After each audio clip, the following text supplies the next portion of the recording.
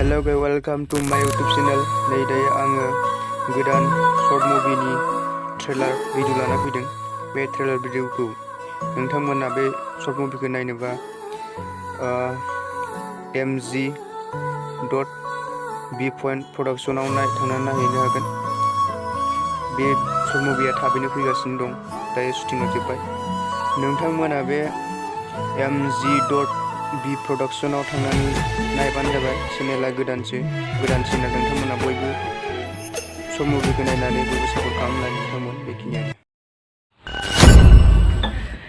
मा गैया नामा आंहा बे बुहुमाव जोंनि सुखु दुखुखौ जयै